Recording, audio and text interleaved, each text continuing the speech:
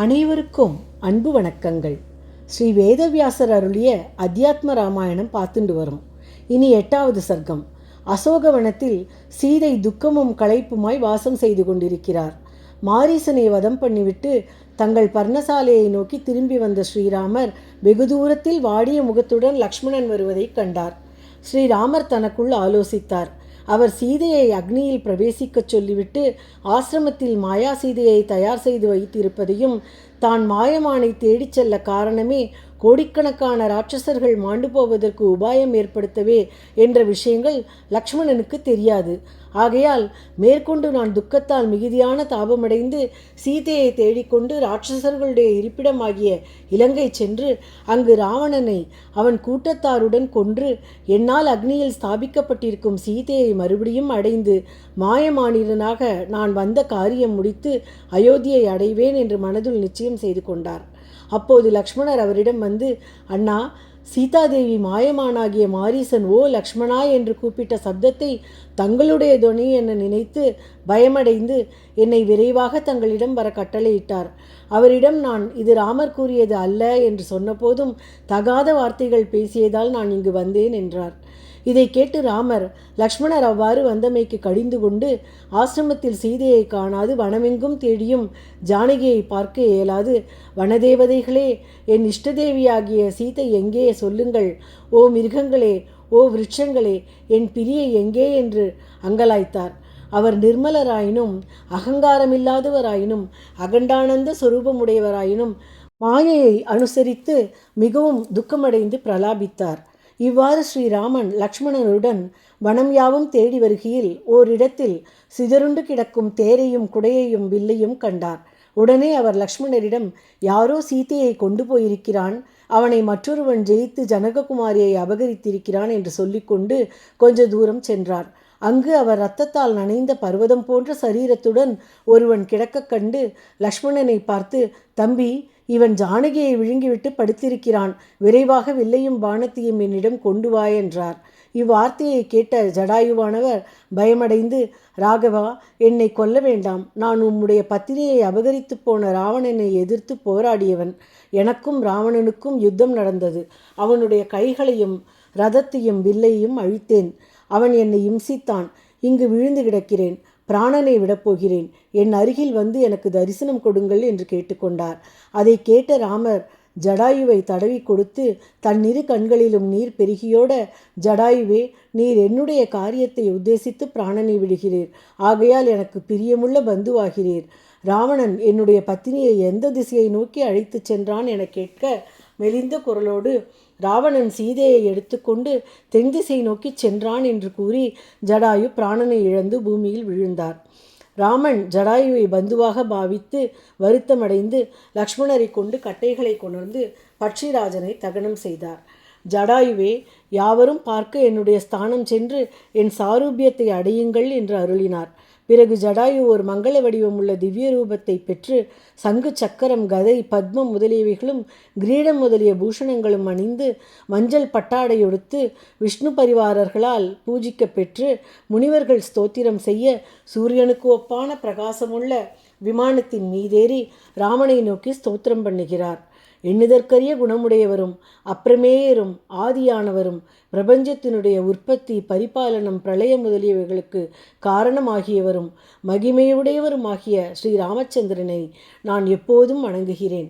எல்லையற்ற சுகமுடையவரும் புருஷ சிரேஷ்டரும் வரம் கொடுப்பவரும் சிறந்த வில்லையும் பானங்களையும் கையில் உடையவருமாகிய ராமனை நான் வணங்குகிறேன்.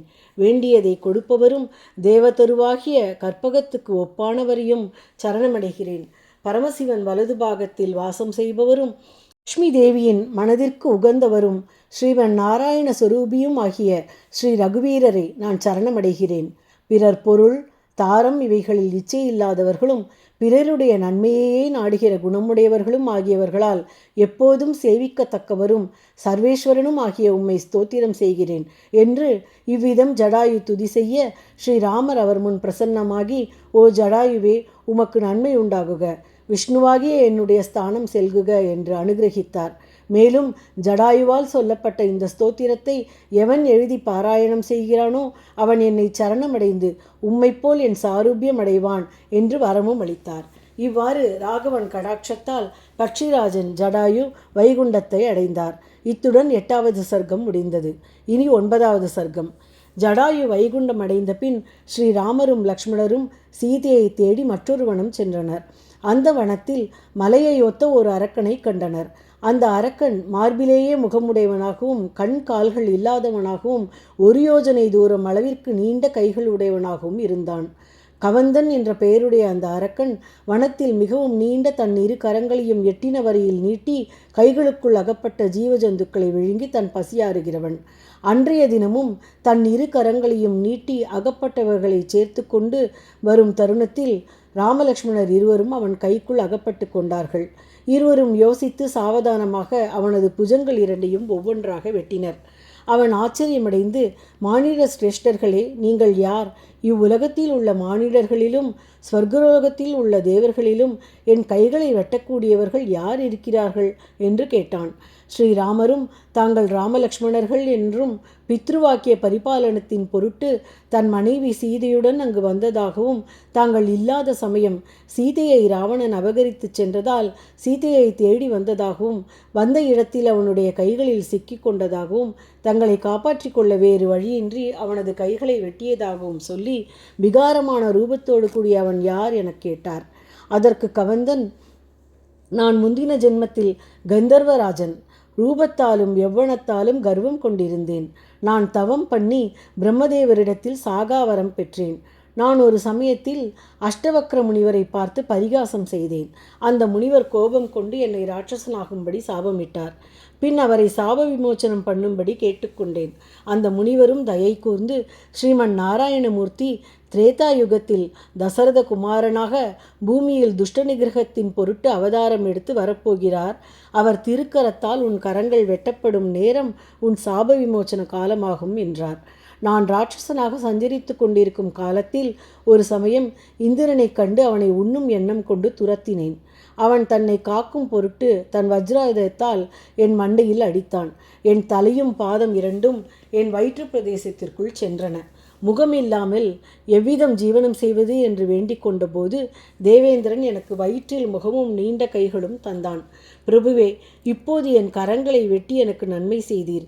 இனியும் ஒரு குழியை வெட்டி அதில் கட்டைகளை போட்டு என்னை தகனம் செய்தால் நான் முன்னுள்ள என் கந்தர்வ சுரூபத்தை அடைவேன். தங்களுடைய பத்தினி கிடைக்க வழி சொல்லுவேன் என்று கூறினான். கவந்தன் சொன்னபடியே ராமலக்ஷ்மணர்களும் செய்தனர். அந்த தகனத்திலிருந்து மன்மதனுக்கு சமானமான அழகும் காந்தியும் பிரகாசிக்கும் ஓர் கந்தர்வன் வெளிப்பட்டு ஸ்ரீராமனுடைய பாதார விந்தங்களில் சாஷ்டாங்கமாக நமஸ்கரித்து பலவாறு துதி செய்து ராமா என்று மகிமை வாய்ந்த மந்திரத்தையே தான் எப்பொழுதும் ஜபிக்க வேண்டும் என வேண்டிக்கொண்டு அந்த கந்தர்வன் முன்பிரதேசத்தில் உள்ள ஒரு ஆசிரமத்தில் சதா ஸ்ரீராமரின் பாதார விந்தங்களிலே அன்பு வாய்ந்தவள், பக்தி மார்க்கத்தில் மிகச்சிறந்தவள், சபரி எனும் நாமமுடையவள் வசிக்கிறாள். ஓ மகாபிரபுவே, அவளிடம் சென்றால் யாவற்றையும் அவள் தங்களுக்கு கூறுவாள் என்று சொல்லி வைகுண்டம் சென்றான். இத்துடன் 9வது சர்க்கம் முடிந்தது. இனி 10வது சர்க்கம். ராமலக்ஷ்மணரும் கந்தர்வன் காட்டிய திசையில் சென்று சபரியின் ஆசிரமம் அடைகின்றனர். தனது ஆசிரமம் தேடி வந்த ராமலக்ஷ்மணர்களை பார்த்து சபரியும் மிகவும் சந்தோஷத்துடன் எழுந்து வந்து அவர்கள் பாதத்தில் விழுந்து நமஸ்காரம் செய்து எழுந்து ஆனந்த பாஷ்பம் பொழிய உபசரித்து தங்கள் வரவு நல்வரவாகுக என்று அவர்களை ஆசனங்களில் வீற்றிருக்கச் செய்தாள். பிறகு சபரி களிப்புடன் பக்தியுடன் பாதங்களில் அபிஷேகம் செய்து புஷ்பங்களால் அர்ச்சித்து ஸ்தோத்தரித்து வந்தனை வழிபாடுகள் செய்து ஸ்ரீராமபிரானுக்காக சேகரித்து வைத்திருக்கும் அமுதத்துக்கு ஒப்பான பழவர்க்கங்களை சமர்ப்பித்தாள். பின்பு அவர்களை நோக்கி, நான் இவ்வாசிரமத்தில் பல முனிவர்களை குருவாக கொண்டு பணிவிடை செய்து வந்தேன். அவர்கள் பரமபதம் செல்கையில் அடியேனுடைய கதி என்ன என்று கேட்டேன். அதற்கு அவர்கள், ஸ்ரீ மகாவிஷ்ணு அயோத்தியை ஆளும் தசரத மகாராஜாவின் குமாரன் ராமன் எனும் நாமத்துடன் அவதாரம் செய்திருக்கிறார். அவர் அரக்கர்களை அழிப்பதற்கும் ரிஷிகளை ரட்சிப்பதற்கும் இவ்விடம் வரப்போகிறார். நீ அந்த மகாத்மாவாகிய ஸ்ரீராமனை ஒருமைப்பட்ட மனத்துடன் சதா சிந்தனை செய்து கொண்டிருந்து அவர் வந்தவுடன் அவர் சன்னிதானத்தில் உன்னுடைய சரீரத்தை தகனம் செய்து பரமபதம் அடைவாய் என்று கட்டளையிட்டார்கள். ராமா, அன்று முதல் இப்பொழுது வரை இந்த முனிவர்கள் கூறிய வண்ணம் தங்களை தியானம் செய்து கொண்டு தங்கள் வரவை எதிர்பார்த்து கொண்டிருந்தேன். இப்போது எனது குருவாகிய அம்முனிவர்களின் வார்த்தைகள் பிரயோஜனமுள்ளதாயின. கோதண்டமூர்த்தி, தங்களுடைய தரிசனம் எனது குருவாகிய அந்த முனிவர்களுக்கு கூட கிடைக்கவில்லை. பிரபுவே, நான் ஸ்திரீ ஜாதி, மூடத்தனம் உள்ளவள். தங்களுடைய தாசர்களுக்கும் தாசராகிறவர்களுக்கு கூட ஊழியம் செய்ய அதிகாரம் இல்லாதவள். இப்போது தங்களுக்கு பிரத்யட்சமாக எவ்விதம் ஊழியம் செய்பவள் ஆனேன். ராமா, மனதுக்கும் வாக்குக்கும் எட்டாத நீர் எனக்கு எக்காரணத்தால் தரிசனம் கொடுத்தீர்? தேவேஸ்வரா, உம்மை நான் ஸ்தோத்திரம் செய்ய அறியேன். எனக்கு தாங்கள் அனுகிரகம் செய்ய வேண்டும் என்று பணிந்து கேட்டுக்கொண்டாள். இவ்வாறு தாழ்ந்து கேட்டுக்கொண்ட சபரியின் வேண்டுகோளுக்கு இணங்க ஸ்ரீராமர், ஓ சபரி, என்னை பஜிப்பதற்கு புருஷன், ஸ்திரீ, ஜாதி, நாமம், வருணாசிரமம் முதலியவைகள் காரணமல்ல, பக்தியே காரணம். பக்தி வலையில் படுவோன் காண்க எனும் வாக்கியத்தை அறிவாயாக.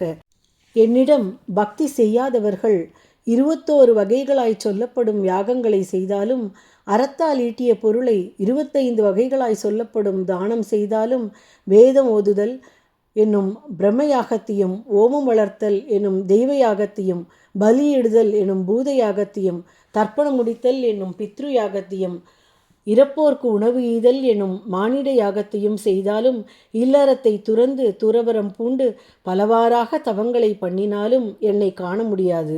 ஆனாலும் நான் மிகவும் சுருக்கமாக பக்தி சாதனத்தை கூறுகிறேன். அது 9 விதமாகியது. அவையானது: முதலாவது சாதுக்களின் சேர்க்கை, இரண்டாவது என்னை வர்ணித்தல், மூன்றாவது என்னிடம் அன்பு வைத்தல், நாலாவது என் மொழிகளாகிய வேதம், ஆகமம் இவைகளுக்கு வியாக்கியானம் செய்தல், ஐந்தாவது இயமம், நியமம், ஆசனம், பிராணாயாமம், பிரத்யாகாரம், தாரணை, தியானம், சமாதி இவைகளை அனுஷ்டித்தல், ஆறாவது என்னை பூஜிப்பதில் ஸ்ரத்தை வைத்தல், ஏழாவது என்னுடைய மந்திரங்களை விதிப்படி ஜபித்தல், எட்டாவது என் அடியார்களை நான் என பாவித்து பூஜித்தல், ஒன்பதாவது பூதங்கள் யாவற்றிலும் அந்தரங்கத்தில் நானே உள்ளேன் என்ற புத்தியும் இந்திரிய விஷயங்களில் வைராகியத்துடன் இருத்தலும். இவ்விதம் பக்தியின் சாதனங்கள் 9 விதமாகின்றன. ஸ்ரீரத்தினமே, ஸ்திரீயாயினும் புருஷனாயினும் எந்த ஜந்துவாகினும் இந்த சாதனங்களை உடையுமாயின் பக்தி உண்டாகும். பக்தி உண்டாகில் என்னுடைய தத்துவத்தின் அனுபவம் உண்டாகும். அவ்விதம் என் தத்துவ அனுபவத்தில் சித்தி பெற்றால் அதே ஜன்மத்தில் மோட்சமும் உண்டாகும். ஆகையால் மோட்சமடைய காரணம் பக்தி என்பது நிச்சயம். எவருக்கு பக்தியின் முதலாவது சாதனம் உண்டாகிறதோ அவருக்கு மற்ற சாதனங்களும் உண்டாகி பக்தி ஏற்பட்டு முக்தி உண்டாகும். சபரி, இப்போது நீ என்னிடம் பக்தியுள்ளவள். அதனால் உன்னை தேடி நானே வந்தேன். என்னை தரிசித்ததால் உனக்கு முக்தி கிடைக்கும் என்பதில் சந்தேகமில்லை. நீ முக்தி அடையலாம். நற்குணம் வாய்ந்த சபரி, என்னுடைய பிரியமான பத்தினி எங்கிருக்கிறாள்? உனக்கு தெரிந்திருந்தால் அதை நீ எனக்கு சொல்ல வேண்டும் என்று ஸ்ரீராமர் கேட்டார். சபரி இந்த வார்த்தையை கேட்டு, எல்லாவற்றையும் உண்டு பண்ணி எல்லாவற்றையும் அறிந்த பிரபுவே, தங்களுக்கு எல்லாம் தெரியும். இருப்பினும் உலக நடையை அனுசரித்து என்னை கேட்டபடியால் எனக்கு தெரிந்ததை தெரிவிக்கிறேன். தற்காலம் சீதாதேவி ராவணனால் அபகரிக்கப்பட்டு இலங்கையில் இருக்கிறாள். ரகுவீர, இதோ சமீபத்தில் பம்பை என்ற ஒரு ஓடை இருக்கிறது. அதன் சமீபத்தில் ரிஷ்யமுகம் எனும் பர்வதம் இருக்கிறது. அங்கே வானரங்களும் அதற்கு அதிபதியான பராக்கிரமமிக்க சுக்ரீவன் என்ற வானர வீரன் 4 மந்திரிகளுடன் இருக்கிறான். அந்த சுக்ரீவன் தன் சகோதரன் வாலியிடம் உண்டாகிய பயத்தால் அங்கு வசிக்கிறான். மதங்க மாமுனிவரின் சாபத்தால் வாலி அந்த மலையில் பிரவேசிக்க முடியாது. எனவேதான் சுக்ரீவன் அங்கு வசிக்கிறான். அவ்விடத்திற்கு தாங்கள் செல்ல வேண்டும். சுக்ரீவனை தோழனாக கொள்ள வேண்டும். அவனால் இனி நடக்க வேண்டிய காரியங்களை முடிக்க வேண்டும் என்று உரைத்தாள். ஓ ரகுநந்தன, தங்களுடைய முன்னிலையில் நான் அக்னி பிரவேசமாகி வைகுண்டம் செல்ல வேண்டும் என்று ஸ்ரீராமனை வணங்கி கேட்டுக்கொண்டு சபரி அக்னியில் பிரவேசித்தாள். அவித்யால் ஏற்பட்ட பந்த வாசனையை கணப்போதில் தொலைத்து சபரி மோட்சத்தை அடைந்தாள். எக்குலத்தாராயினும் ஸ்ரீராமனை தியானிப்பவர் மோட்சமடைவர் என்பதில் ஐயமில்லை. ஜனங்களே, பகவானாகிய ஸ்ரீராமச்சந்திரனிடம் வைக்கும் பக்தியானது முக்தியை கொடுக்கக்கூடியது. நீங்கள் மிகுதியான உற்சாகத்துடன் மனோரதங்களை கொடுக்கும் ராகவனிடம் பக்தி பண்ணுங்கள். இத்துடன் ஆரண்ய காண்டம் முடிவடைந்தது. மேலும் பார்ப்போம்.